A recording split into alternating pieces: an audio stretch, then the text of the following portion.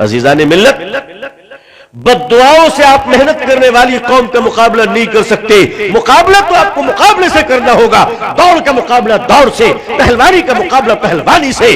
और अजीजान मिल्लत, दुनिया में हर चीज का मुकाबला उसके मद्दे मुकाबिल के फनकार से होता है। लिहाजा अगर आपको इस दुनिया में इज्जत व आबरू के साथ जीना है तो आपको इस दुनिया में अल्लाह की रजा के साथ साथ दुनिया के असबाब में बेहतरीन सलाहियतें पैदा करनी पड़ेगी।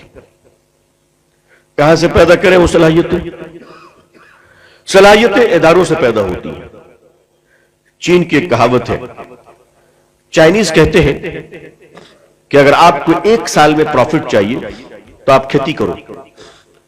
आज खेती करो, 6 महीने के बाद आपको रिटर्न मिल जाएगा। अगर 10 साल के बाद आपको प्रॉफिट चाहिए, रिजल्ट, तो आप पेड़ लगाओ। आज लगाओ, 10 साल के बाद फल आएंगे, आप नहीं तो आपकी नस्लें लेंगी।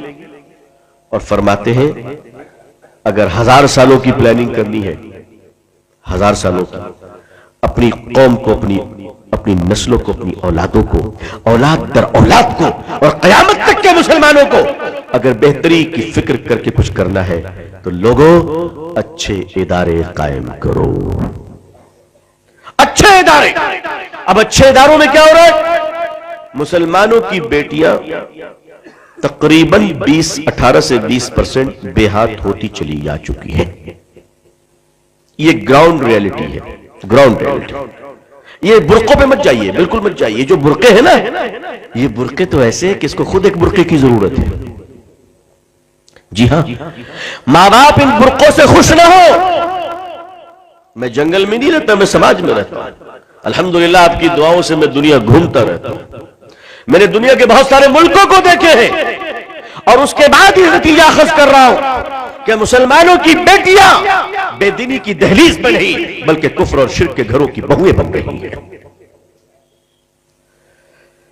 इसी लखनऊ में आपका मरकज, वहां एक बड़े आलिम दीन है, हमारे दोस्त हैं, ऑल इंडिया मुस्लिम फजल बोर्ड के रुकन हैं। उन्होंने बताया कि रमजान के महीने में तरावी के बाद मैं सोने जा रहा था, अचानक एक साहब आए, दस्तक दी और उनके साथ एक बूढ़ा शख्स, लंबी दाढ़ी, मुतशर्रे आदमी, दीनदार, जिनको मैं जानता भी हूं, वो पीछे रो रहे हैं। आकर बैठे, मैंने पूछा क्या बात है, बताइए, कोई तकलीफ है तो उसको हल किया जाएगा। वो ज़ारो क़ितार रोने लगे, ज़ारो क़ितार रोने लगे और रोते रोते उन्होंने फरमाया मैं क्या बताऊं, रमजान का महीना, मेरी बेटी दीनदार, तहज्जुद गुजार, रोजेदार है और वो इस रमजान के मुकद्दस महीने में रात में एक ऐसे गिरे पड़े के साथ भाग गई है कि मैं मुंह दिखाने के काबिल नहीं। कहा किसके साथ? कहा जो हमारी गली में झाड़ू लगाया करता था। बहुत मुतमईन मत होइए, ये मुतमईन मत होइए कि हमारा घर बहुत ठीक है। नहीं, बेदीनी की आग अब दीवारों में नहीं है, मुसलमानों के जेब में रखे हुए हैं। बेदीनी की आग मुसलमान औरतों के पर्स में रखा हुआ है। वो जो एक छोटा सा डब्बा है ना, वो अब्बा से भी बड़ा है। आदमी अपने मां बाप को छोड़ सकता है, उसको नहीं छोड़ सकता। और ये बेदीनी की आग आज क्यों जली? हम कहते बच्चियों में तालीम नहीं है, इसका जिम्मेदार कौन है? हम और आप हैं, हम भी और आप भी, सिर्फ हम अकेले नहीं है। ये जो सोचेगा अकेले हमारे सर पे ठेकड़ा फोड़ दीजिएगा तो मैं पूरा भाव आप ही के सर पे फोड़ दूंगा। इतना आसान नहीं कि आप सब फोड़ दीजिएगा। आप क्या कर रहे थे? आप डॉक्टर बनके सिर्फ पुर्जा लिखने के लिए है कि 50 रुपए फीस ले लिए? आपके यही काम है जिंदगी में, कमाना खाना। वकील का यही काम है फीस लेना। इंसानियत के तय आपकी कोई जवाबदेही नहीं है, कौम के तय आपके कोई जवाबदेही नहीं है, मिल्लत के तय आपकी कोई जवाबदेही नहीं है। उलमा और दानिश्वर मुश्तरका तौर पर जवाबदेह है कि मिल्लत की बेटियां तालीम याफ्ता कैसे हैं। हमने लड़कियों को तालीम से महरूम रखा।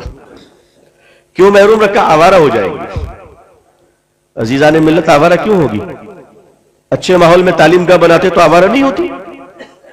अगर मुसलमानों की बेटियां डॉक्टर नहीं बनेगी तो मुसलमान अपनी बीवियों का इलाज गैर मर्दों से करवाएगा कि नहीं करवाएगा? अरे बोलो, करवाएगा कि नहीं करवाएगा?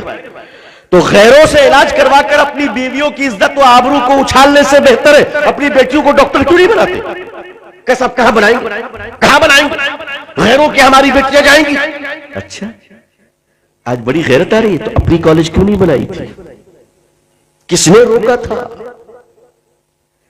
5-5 मंजिला होटल बना लिया, हवेलियां बना ली, अपनी कॉलेज क्यों नहीं बनाई? सारी जिम्मेदारी दूसरों ने रखी है हमारी, और हम सिर्फ शिकायत करते रहे। आज तो पूरे हिंदुस्तान में लड़कियों का ऐसा मदरसा नहीं है कि जिसमें मालदार अपनी बेटियों को दाखिल करे, 20,000 रुपए महीना दे और घर से बेहतर माहौल मिले, और वहां बेटियां दीनी तालीम के साथ साथ फर्स्ट ईयर और सेकंड ईयर को भी कंप्लीट करें इंग्लिश मीडियम के साथ, और वो बच्चियां जब बाहर निकले तो हाफिजा और आलिमा भी हो, साथ में मेडिकल साइंस की ग्रेजुएट भी हो, हाफिजा और आलिमा भी हो, और अच्छी डॉक्टर भी हो। क्या ऐसी कौम में बेटियां नहीं होनी चाहिए हमारी? क्यों नहीं किया हमने? कि बेदीन हो जाएंगी। इस्लाम में औरतों ने काम नहीं किया। आपके पास अपने इदारे नहीं है, और याद रखिएगा रोक कोई नहीं पा रहा है, ये सिर्फ चोचले और ढकोसले की बातें। लोग आज अपनी बेटियों को और बेटों को बाइक पर बिठाकर गैरों के स्कूल पर डाल रहे हैं। कितनों को रोक लिया आपने? और नहीं रोक पाइएगा। याद रखिएगा, प्यास हर हाल में पानी ढूंढता है। तवज्जो फरमाइएगा, प्यास हर हाल में पानी ढूंढता है। साफ पानी नहीं मिलेगा तो गंदे पानी से प्यास बुझाई जाएगी, मगर प्यास को रोका नहीं जा सकता। प्यास को रोकना मुमकिन नहीं है। तालीम, तरक्की, खुशहाली, मालदारी, विकास, विशाल उरूज इंसान की प्यास है, इंसान की जरूरत है। अगर दीनी रास्ते से ये पूरे नहीं किए गए तो दुनियावी और जिल्लत के रास्तों से पूरे किए जाएंगे। जिस तरह निकाह एक जरूरत है इंसान की, अगर इंसान जायज तरीके से निकाह कर कर अपनी ख्वाहिशों की तकमील नहीं करेगा तो वो बदकारी करेगा, वो गुनाह करेगा, और उस गुनाह से बचने के लिए अल्लाह और अल्लाह के नबी सल्लल्लाहु अलैहि वसल्लम ने निकाह रखा है। इसी तरह मुतबादिल ऑल्टरनेट सिस्टम, मुतबादिल निजाम मुसलमानों को बनाना पड़ेगा, वरना अभी क्या हुआ, आने वाले सालों में और रोना पड़ेगा, और रोना।